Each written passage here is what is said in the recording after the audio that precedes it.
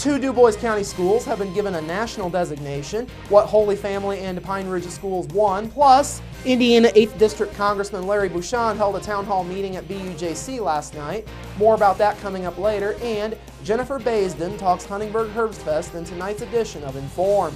All of that and much more is up next here on 18 WJTS News.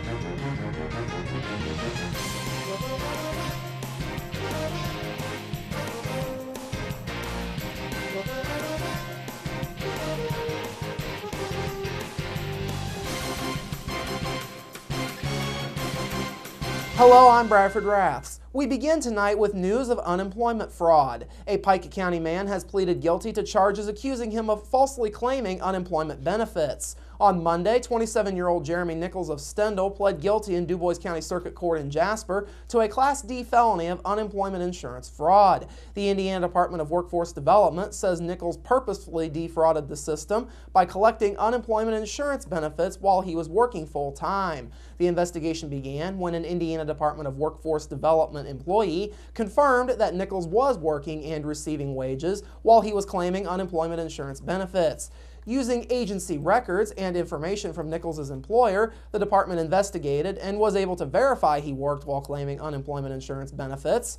Nichols was ordered to pay the agency $375 per month for the benefits that he collected, plus penalties and interest, totaling over $27,000. He was also sentenced to 6 years of probation, but will serve the time in prison if he violates the terms of his plea agreement.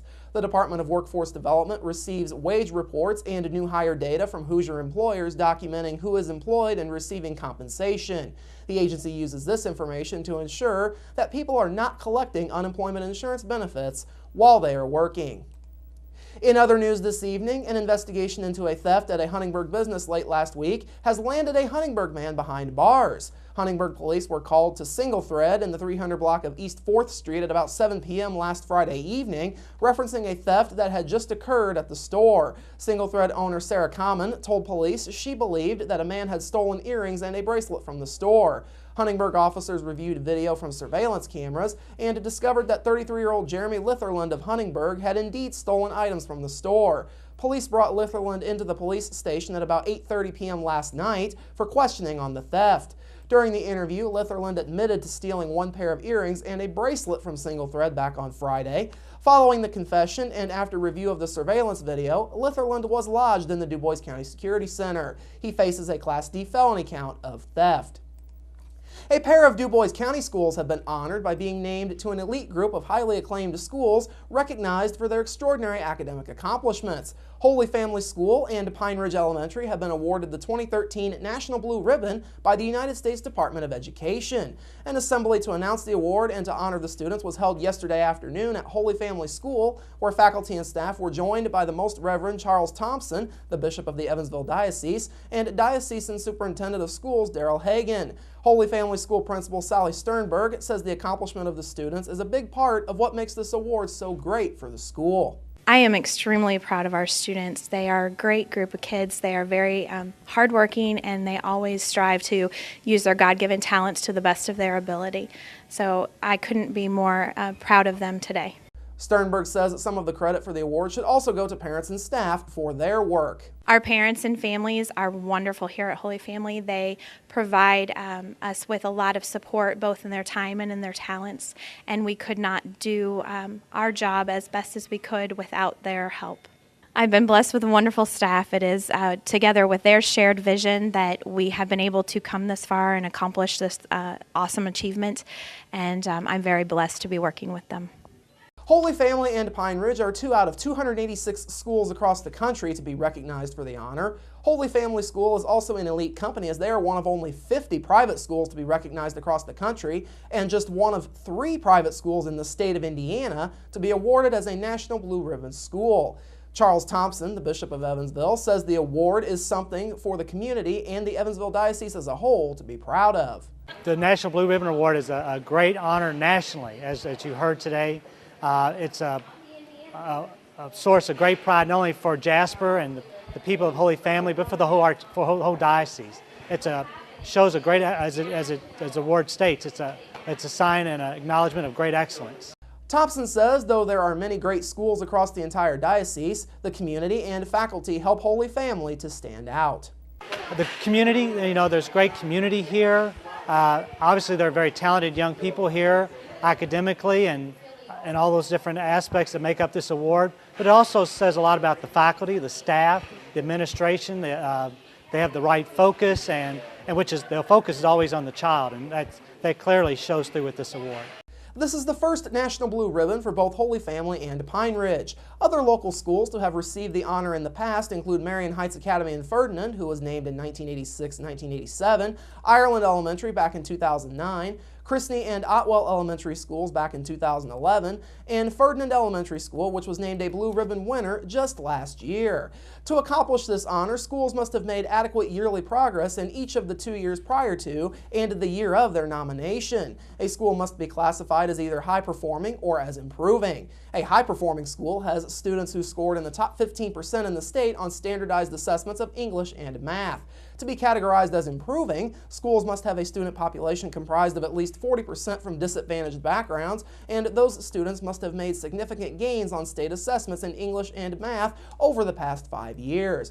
Pine Ridge has 243 students enrolled in kindergarten through 4th grade, while Holy Family is home to 149 students in kindergarten through 8th grade. The U.S. Department of Education will honor the 2013 award recipients November 18th and 19th at a recognition ceremony in Washington, D.C. During its 31-year history, the National Blue Ribbon Schools program has bestowed the award on nearly 7,500 schools across America. Sternberg, Holy Family pastor Father John Beglin, along with Pine Ridge principal Ryan Haas, plan to travel to the nation's capital to accept a plaque for the achievement on behalf of their respective schools. Last night, the Huntingburg City Council heard a report from Tom Kohler on the city's comprehensive plan. The plan adds and expands upon things that were previously established in the 2007 plan as priorities. Ideas being identified as key to the city's future this time around are the Huntingburg Airport and hotels. Other ideas that are a part of the plan include the railroad overpass project and a hospitality district. Huntingburg Mayor Denny Spinner says the report is a very good starting point for the council. There's some real data that we can look at as potential there. It also recognizes the strengths that we have, that we all recognize with our downtown, with our parks, but also gives us an opportunity to bring all those assets together in a connected way for our residents and for those who want to visit Huntingburg. So there's some good meat to chew on there, and I think the council will be ready to set an action plan forward based on this plan. Spinner says the airport, though owned by the county, is very important to the city's future. The airport is definitely an asset. Of course, it's a county-operated airport, but its close proximity to Huntingburg is a definite advantage for us. When you look at attracting industry and providing a mobile workforce, the airport is something that we need to capitalize on. Also at last night's meeting, the council formally accepted the resignation of Water Superintendent Tony Traylor. Traylor is leaving the city to accept a position with Indianapolis-based Citizens Energy Group. Spinner says the city is very thankful for the contributions that Traylor made to the city, especially his leadership. We will certainly miss his leadership, but because of his leadership and his ability to put together a fine department, we will have a smooth transition from this department, from this position to another.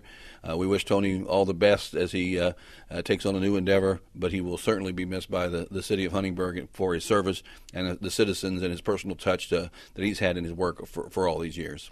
Traylor's resignation is effective next Friday, October the 4th.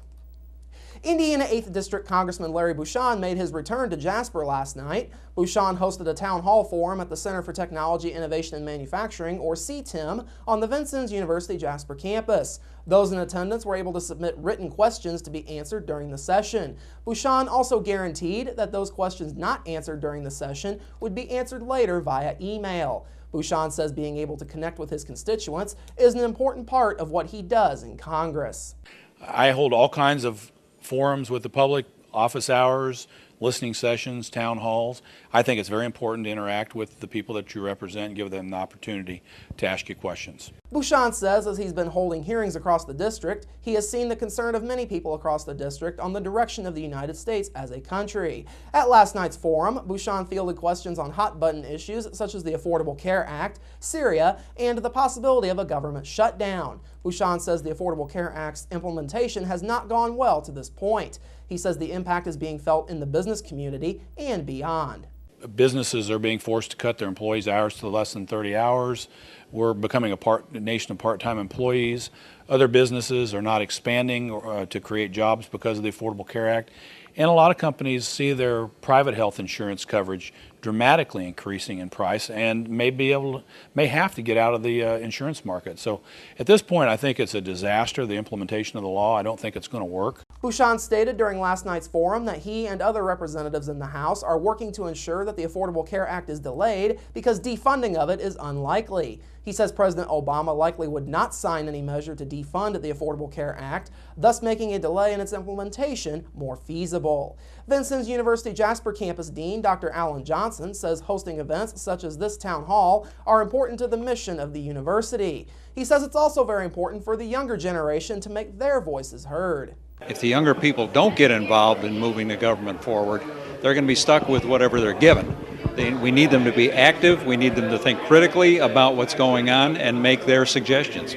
Michael Lewinsky, a Du Bois resident, says being able to interact with a congressman is an important way to help move the country forward in the future. I've been engaging with congressmen all over the state of Indiana for the last 5 years. We've got good congressmen like Marlon Stutzman and Messmer and Rikita and Jackie Walorski, and we do need to engage them because, quite frankly, our country's in really bad trouble. And if citizens don't begin involving themselves, we're going to end up someplace we never thought this country would be. There were more than 40 people in attendance at last night's meeting.